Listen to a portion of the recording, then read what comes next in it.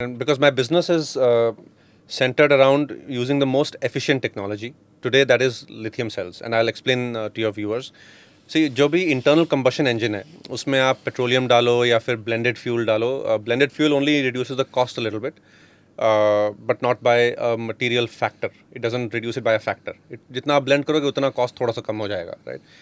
Hydrogen is a very different thought process, where one can think कि hydrogen तो पानी से बन सकता है. And तो बहुत सस्ता होगा. But if I just do a quick thought experiment for your viewers, आप EV देखिए, value the whole value chain. आप EV में you generate energy, let's say from solar, through the grid you pass it to the charging point, जैसे आपके वहाँ पे wall charging socket है या फिर any charging socket, and your EV vehicle gets charged there, right? So the grid is a very efficient way of distributing electricity and hence energy.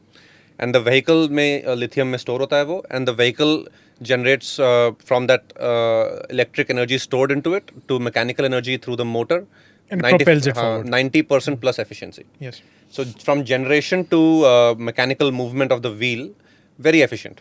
क्योंकि आपने generate किया, फिर grid से भेजा और फिर grid से charge किया EV को, और EV में फिर उसको mechanical energy में convert किया. Whereas hydrogen, by the way, as a concept is great for static industrial uses. But for mobile uses like automotive, it's actually not as efficient. Because again, how do you produce hydrogen? Hydrogen you don't capture from the air, right? Yeah. Hydrogen you have to electrolyze water. And same thing, let's say आप assume करो solar plant, and electrolyze करने के लिए आपको electricity और पानी चाहिए. जी.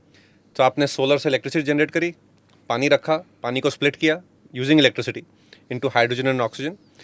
Then वो हाइड्रोजन को आपने प्रेशराइज्ड फॉर्म में यूजिंग एनर्जी स्टोर किया, फिर ट्रक में या फिर पाइपलाइन में भेजा, जैसे सीएनजी को करते हैं. जैसे सीएनजी को करते हैं जी. फिर भेजा और फिर एक charging station, hydrogen filling station पे गया वो, वहाँ पे प्रेशराइज्ड फॉर्म में स्टोर्ड है, क्योंकि hydrogen can't be a liquid, otherwise it will be a gas. Pressurised form में स्टोर्ड है. All this has energy losses. आपने 100 यूनिट्स ऑफ इलेक्ट्रिसिटी यूज करी to create hydrogen. Then through the chain you pressurized, used energy, transported, and then you fill it into your vehicle. Vehicle mein there's a fuel cell which converts hydrogen back into electricity. So net you're using hydrogen as a carrier of electricity. Yeah. Now and a fuel cell has an efficiency about 50%. Hydrogen fuel cell. Hydrogen fuel cell.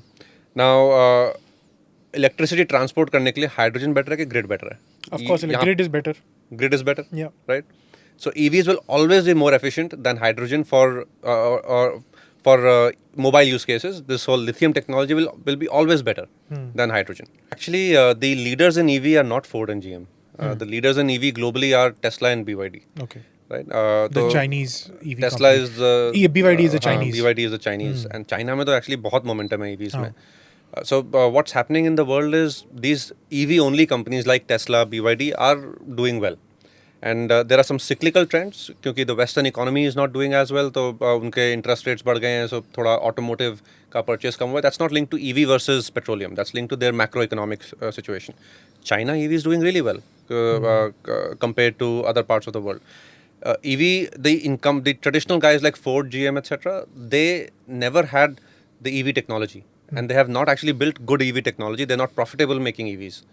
And that's why they're not able to scale, and hence they're cutting back and saying हम hybrid करेंगे. That is why, ma'am, EVs are going to be adopted the most in India, because EV का basic proposition है आपका usage cost बहुत कम है. Okay. 1/10. So आप petrol में जितना खर्च करते हो, let's say आपको गाड़ी का खर्चा आता होगा, अगर 100 रुपये का पेट्रोल है और वो 10 किलोमीटर देती है मीडियम साइज्ड कार, तो 10 रुपये पर किलोमीटर खर्चा आएगा.